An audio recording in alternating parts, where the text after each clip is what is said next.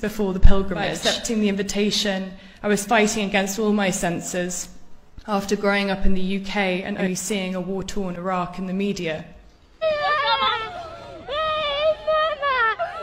I'd never visited the Middle East, and my family's experience of the Middle East extends to Lebanese wine.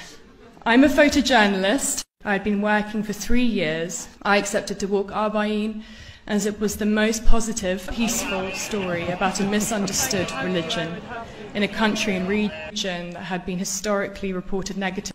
I couldn't help but question how as many as 25 million pilgrims walked to Kerbala over the course of 40 days in mourning for a man who died 1400 years ago, and it wasn't worthy of global attention. And even now, Arba'in is almost unreported in the West. And so there I was at Najaf Airport with a team of Iranian and Iraqi filmmakers preparing to make a documentary on Arba'in. For 3 weeks, we walked Arba'in via the quiet pathways in Hilla, along the Euphrates River, and towards the heart of Kerbala, via what pilgrims fondly call the highway of love.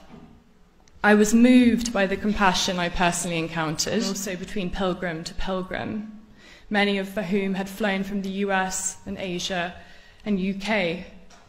I was surprised to meet a woman who worked for HSBC in London, while meandering our way through these date palm forests towards our accommodation for the night. I've been informed that if you stay in the men's mokebs, you'll experience a strong symphony of snoring. But I can tell you in the women's mokebs, you have to be prepared for toddlers poking you awake and the sound of newborn babies crying. And in my case, I had aunties offering me food, readjusting my hijab, and asking me 20 times a day if I was married. Everyone was there for the same reason, to pay respects to Imam Hussein, and yet we were all on different journeys. While I'm not Muslim, I found the message of Arba'in at an enormously transitional point in my life, and I found many pilgrims had decided to walk Arba'in after losing a loved one or fleeing conflict, those who had waited much of their life to be there in their 80s and 90s. When we reached Imam Hussein's shrine the day before Arba'in, I stood on a rooftop looking out at a stream of pilgrims, and at my colleagues knelt on the floor weeping in the presence of Imam Hussein's shrine. I felt overwhelmed and confused. How could up to 25 million people walk every year and no one know about it? How could they mourn for Hussein as if he had just died that day? And how could one man unify so many people in one place, and yet so few globally know about it? This is something I continue to reflect on in Iraq as we finish filming, and when I returned back to the UK.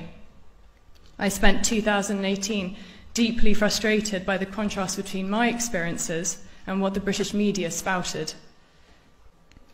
While Arba'in is no doubt a time of deep mourning, there is so much joy to be found too.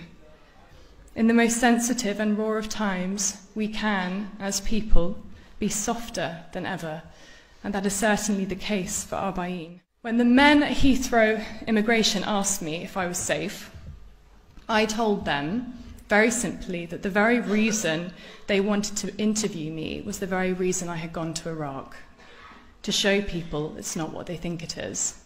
I opened my laptop and I showed them my photographs, and I showed them these pictures from the pilgrimage. They started to ask me about Shia Islam and what Iraq was like, and in that moment, 3 non-Muslim male police officers apologized for making the assumption that I was in danger simply because I'd been in Iraq. We must collectively stand up on the right side of history, up against injustice, just as Imam Hussein did 1400 years ago. There's no more important message in my life to share than this.